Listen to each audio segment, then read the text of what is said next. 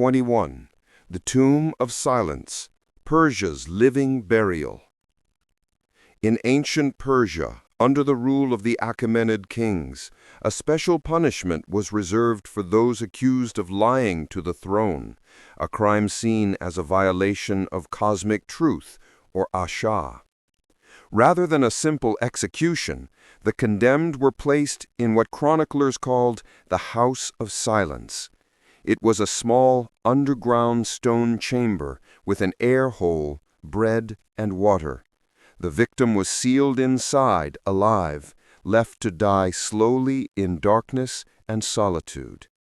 The punishment mirrored the crime. Since lies corrupted the light of truth, the liar was sentenced to eternal night. Even soldiers feared speaking false words near a royal court. Herodotus once wrote that Persians valued truth more than life itself. And now we understand why. 22.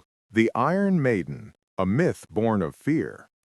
The Iron Maiden, often imagined as a human-shaped coffin lined with spikes, is one of history's most notorious torture devices. Yet here lies the twist. It never truly existed in medieval times. The concept appeared in 18th century Germany when sensationalist museum curators invented it by combining older punishment tools and adding gruesome flair. Its victims were imaginary, but its effect on public imagination was real. People believed humanity had once been that cruel, and the myth became a moral lesson in itself. The crime that created it? Curiosity and greed for spectacle. The punishment? Eternal association with one of the darkest inventions that never was. 23. The Execution of the Drunk Elephant, India, 1681. Under Mughal rule, elephants were not only beasts of burden, but instruments of justice. When a Mahat, elephant keeper, was accused of stealing royal treasure, Emperor Aurangzeb sentenced him to a fitting punishment, to be crushed by his own elephant. The twist? The emperor ordered the elephant to torture slowly, not kill instantly.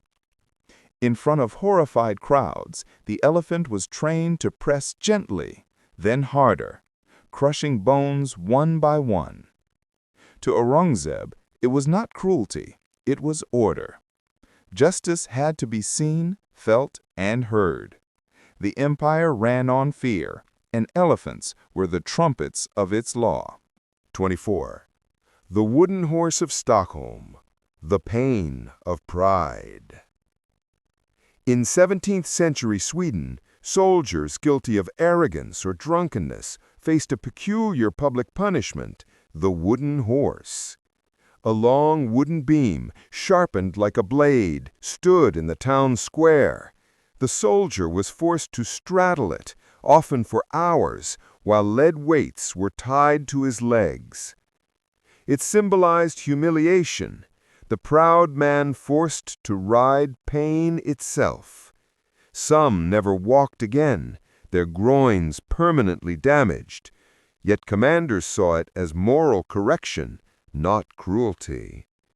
Swedish peasants even adapted the punishment for gossiping wives, proof that in every age, pain can masquerade as lesson. 25. The Cursed Bell of Huesca.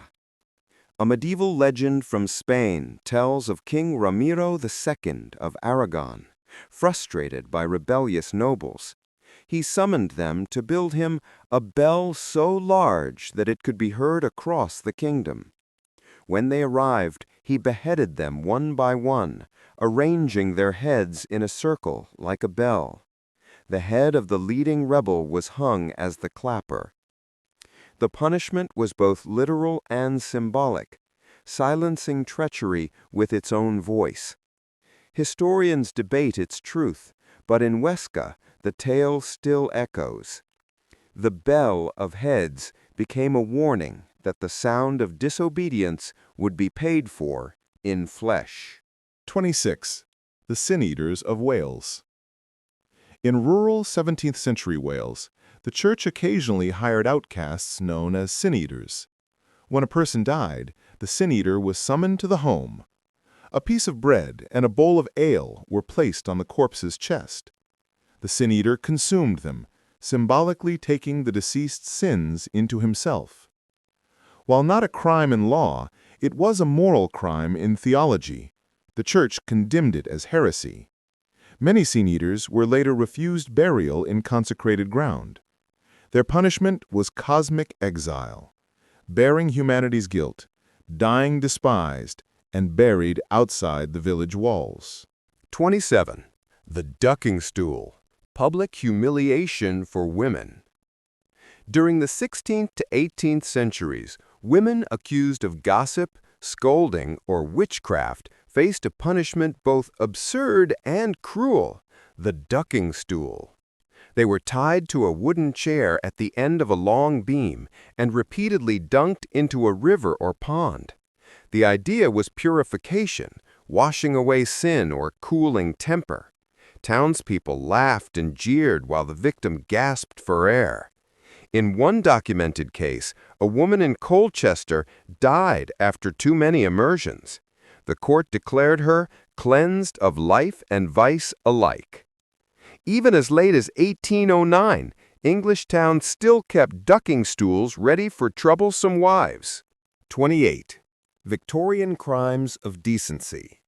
The war on corsets and legs. The Victorians prided themselves on morality, but their punishments for indecency bordered on obsession. Women could be fined or jailed for exposing ankles in public. Men were arrested for impure thoughts if they stared too long at shop mannequins. In 1860, a seamstress in London was charged with corrupting public morals for selling corsets deemed too revealing. Her sentence? 6 months of labor sewing church drapes, clothing purity into every stitch. Victorian justice often punished desire itself, proving that fear of temptation can be more tyrannical than sin. 29. The smoking boy. Japan's strange modern discipline. In 1903 Tokyo, an 11-year-old boy was caught smoking a cigarette. A minor act, but in Japan's strict Meiji-era schools, it was treated as a symbolic rebellion against order. The punishment? Public silence. The boy was forbidden from speaking for 100 days, forced to wear a placard reading, "I spoke through smoke. Now smoke speaks for me." It became a nationwide debate on how far discipline should go. Newspapers mocked the absurdity, and within months, the Ministry of Education banned speech deprivation as punishment.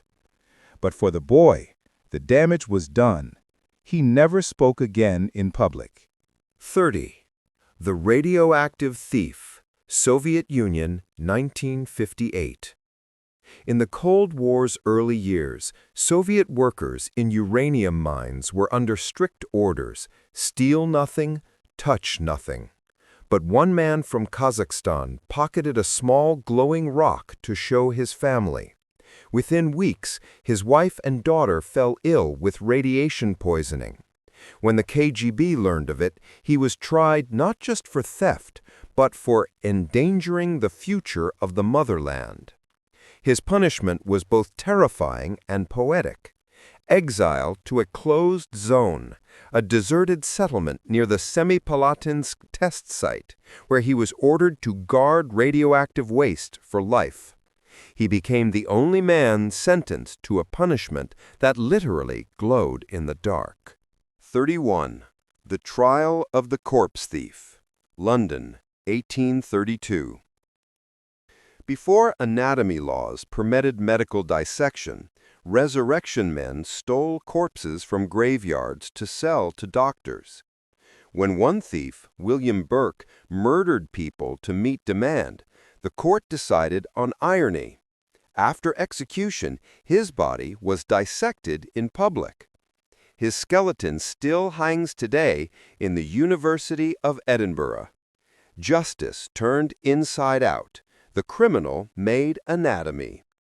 It remains one of the rare cases where punishment fit the crime with surgical precision.